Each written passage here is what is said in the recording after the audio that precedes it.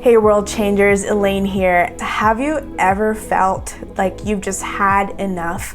You wish you had your own space where you can relax and do a variety of different things?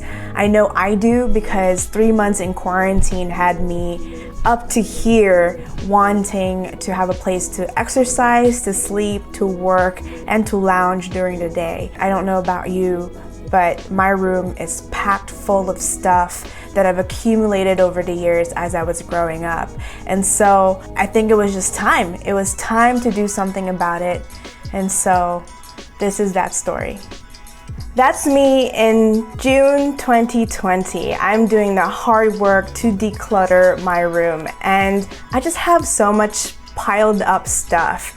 It's worth mentioning that I do have a natural tendency to already be an organized, clean, tidy person. However, I have designed my room more like a storage space for my things, my art supplies, etc., and a place for me to sleep. I don't actually spend a lot of time in my room unless I'm sleeping. When I had to actually spend time here in the months in quarantine, I was kind of getting a little stir crazy because I was really needing that space that lends itself to productivity, for work, for effort in exercise, as well as just sort of like that day lounging feel where you can read or whatever. And my room was just not that. I just needed a space to do that, and I needed to make a change, and I needed to do something about it. In this video, I hope to share with you some of my experiences in decluttering and some wisdom that I gleaned off of Marie Kondo on how to declutter, as well as some key takeaways and benefits that I reap from this hard work. I hope you enjoy and are encouraged with this story. Last June, I woke up to my living room looking like this. Shocking, I know, right? But before you judge, it doesn't look like this all the time. And it's only just become like this since my dad lost his job in March. And the best way he knew how to make money was to leverage eBay and sell things on there. And he's actually done a really good job, and it's been really great. It just works. He's had consistent sales throughout the months, and more about that on another video. So long story short, the common areas are no longer really available for peaceful lounge type use. It's really now my dad's workspace, and that's his process. He has to go through the pile. He's been working on it really hard, definitely making headway, and it's looking much better now since that photo. Yes, there's been a lot of stubbed toes, disagreements, increase of anxiety, frustration, but ultimately I needed to turn my attentions elsewhere. And so I started looking towards my room. I started organizing my desk, and then another desk, and then I started thinking about the possibility. I wonder if I can make my space like my own personal living room, because I really needed a place where I could exercise, I could work productively, I could sleep peacefully, I could lounge during the day, and it just wasn't that. Then I remember that series where Marie Kondo went to visit houses and she taught them her KonMari method of tidying up. I started to get really excited thinking about, is the process in which she gets all the items, she just piles them all up, and then she has the owner go through each item and identify which pieces sparks joy and the things that really they want to keep, and then discard the rest. Got inspired by remembering that, started listening to her book again, and I was determined with this crazy idea. What if I fit all my stuff in my closet? Because if I did that, I would have so much more space in my bedroom. So obviously I can't just stuff it into my closet. It has to be accessible, it has to be organized, it can't just be forgotten in the back of something else. So I went to work. Marie Kondo suggests to start with your clothes, and then your books, and then your papers, and then your miscellaneous, and then your sentimental items. And so that's how I began, and I tried to categorize things that I am still using and things that I need for a limited period of time, as well as things that I want to keep indefinitely. So here's the top 3 quotes, things I learned from Marie Kondo. And so the first one is, to truly cherish the things that are important to me, I must first discard those that have outlived its purpose. What things do I still own that have outlived their purpose? Like, these things are kind of going through my mind as I was going through my stuff. And then the second wisdom from Marie Kondo, the space in which I live should be for the person I am becoming now, not the person I was in the past. And so that's really interesting because it causes me to ask the question, does my space, does the things that I own support or reflect who I have become and who I want to become? Or is it just about me and my past?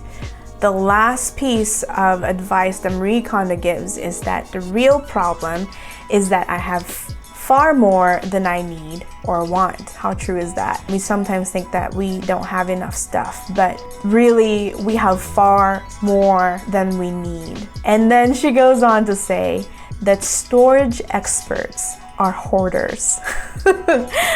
Dang, Marie Kondo, you were not holding back. It did cause me to ask the question, is my expert ability to store and organize things a really nice excuse to have more than what I really needed?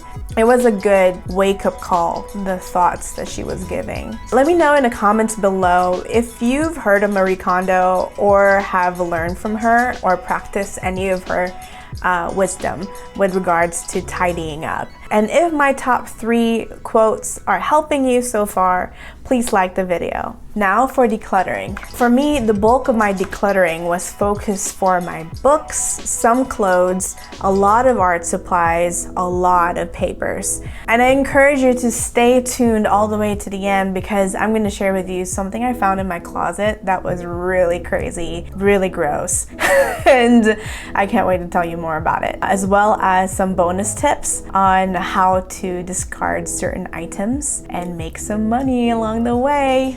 So for my discarding experience, I skipped the clothes part because I've done that in a previous season. I've gone through my clothes and got rid of clothes I don't really like wearing, but books, oh my gosh, the books were so hard to go through. I had to go through 3 different stages of book sorting. I love my books. I had books that I was only halfway through, books that I haven't even started reading, and books that I referenced all the time. I really wanted to hold on to as many books as I can, and I had this kind of thought that if you have a room with lots of books in it, it makes you look kind of smart, and I like the idea of looking smart, but then nobody really goes into my room besides me. Something that Marie Kondo had shared gave me perspective about how to look at my books. She says, for books, timing is everything. The moment you first encounter a particular book is the right time to read it. To avoid missing that moment, I recommend that you keep your collection small. There's no need to finish reading books that you only got halfway through. Their purpose was to be read halfway. You may have wanted to read it when you bought it, but if you haven't read it by now, the book's purpose was to teach you that you didn't need it. She's so right. If you haven't read a book, the chances of you actually going to read that book is very slim because you're gonna have other books that's gonna come and add to your collection. And she does mention also that if you do get rid of something and you decide, I really want to read it and I want it back, then you can easily get it again and you would actually appreciate it more and not just let it gather dust. Actually read the whole entire book. And then then I got to my art supplies. I had to start obviously with the stuff that I had outside in my bedroom. Then I went into my closet and I had these 2 big boxes of art supplies that was pulling out of the corner underneath my hanging clothes. I brought one out and it looked kind of iffy, and I was like, this is weird. Why is there like this stain on the bottom? And then when I pulled the second one, which is closest to the inside wall of the closet, I found mold galore, black mold. And I freaked out. I went to my dad and I had him look at it, and he said it's already dry. And I remember that in February we had a bathroom flooding from the sink, literally on the other side of my closet wall. The water got underneath the drywall and got into my closet. So I'm really glad that I was decluttering and was going through that stuff.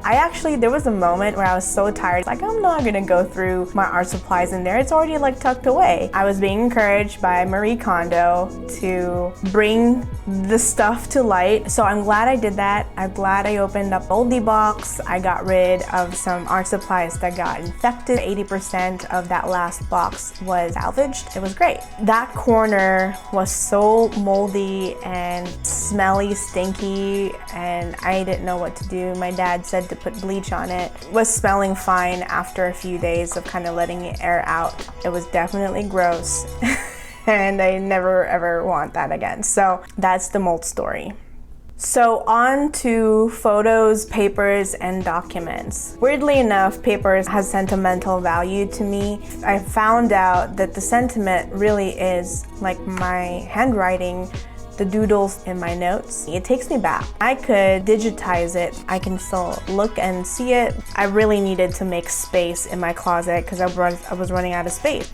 I had 3 office boxes full of papers that I've accumulated from things that I've been learning over time, and it was so tedious. I spent 2 days to shredding, scanning, all of that. It was tedious work, and I think, oh man, it was so hard. I spent hours sitting, scanning, shredding, and it hurt my back. I did it. I scanned, shredded, and threw away very large piles of paper. So here is the bonus discarding tip. I made space and also made money by selling my furniture, my art supplies, and other variety on Facebook Marketplace. And I made almost $200 just selling things that I didn't need anymore. And it was glorious. I think I had my dad's eBay vibes just kind of like coursing through my veins. And it's cool. I sold an office chair, cabinet drawer, dresser thing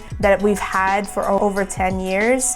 And then the person who bought it refurbished it, painted it, changed the little knobs, and it looks like a completely new dresser. That's amazing. Sold some art supplies. I was basically selling mine for a bargain. It was such a blessing. So highly recommend utilizing Facebook Marketplace to sell items. It's been pretty good experience on my end. So in the end, I'm really glad that all that remained in my space are things that I love, things that I cherish, and things that still have value to me. I know that there's still a lot more work to do, but I feel pretty happy with the results. It looks pretty good. Key takeaway from this experience. I took away that life is so much more fulfilling and abundant when I have less. I'm reminded by what Jesus said in Luke, where he says, "Take care, be on your guard against all covetousness, for one's life does not consist in the abundance of his or her possessions." And it's true. I am happier with less things, do the things I need to do. I'm able to do the 4 things that I've been wanting to do in one space. Also, it's really great to just be $200 richer. Benefits to having less is peace, clarity, feeling refreshed. I feel freed, I feel focused when I work, I feel at peace and not anxious whenever I'm in this space. I even got to bring in new living things in the room, such as my plants. And because I let go of things, because I confronted my room, it helped alleviate the tensions I was feeling in the house overall. I can even now spend quarantine time better because I dealt with what I could handle, which is the space that I'm living with. I'm able to hang out with my dad in his workspace a little bit easier. And whenever it becomes too much, I just run into my refuge, which is great. I just feel a whole lot better in the house because now I don't feel so constrained, anxious by our common spaces. Yeah, it just feels a whole lot better. I feel relieved. Totally helped me as a person relate better and sharing a space the rest of our family. I highly recommend taking advantage of this time to tidy up your room, your spaces. Make it more useful for the things you need to use it for. This is what my room looks like decluttered, and it feels really great. And I highly recommend that you do it too. So when you're trying this out, or even if you're just thinking about it and you're just like thinking like, man, Elaine, that's such a hard thing to do. And Marie Kondo, she says that there's really only two reasons why it's hard to let go of things. And it's because of an attachment to your past and a fear of the future. When you discard things that are taking away or hiding the things that are actually important to you, kind of makes me think a little bit of weeding. When you take out the weeds, the flower or the plant flourishes even more because the excess isn't there.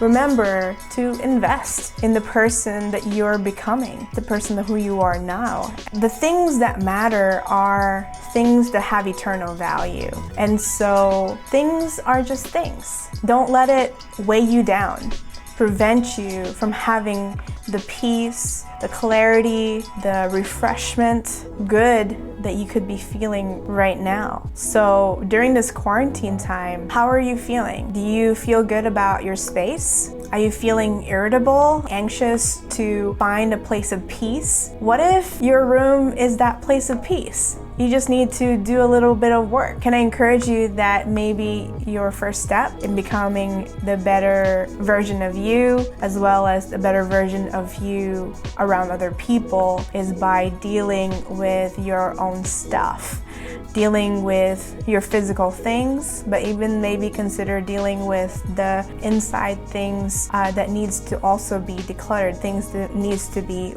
weeded out so that you could be more productive, joyful whenever you're hanging out with yourself or hanging out with other people around you. I learned from this experience the first step to living life abundantly for me was tidying up and gratefully letting go of things that have lived out their purpose. Hey world changers, thank you so much for being here with me. I'm really glad that you again spend time listening to another story, and I hope this story encouraged you as well as gave you some practical ideas on how to alleviate some anxieties or any need for a place of peace or a place of productivity or rest. And I pray that this gave you some ideas on how to do that. And I know it's such a small thing. Cleaning up your room is kind of a random thing to connect to helping you be the better you. But I really believe that through this process, I discovered just a release, a freedom to be the best me possible for myself, but as well as for my family and those around me. I hope this helped you. I hope you subscribe if you haven't already. Until next time, let's do our best today. Let's do something about today.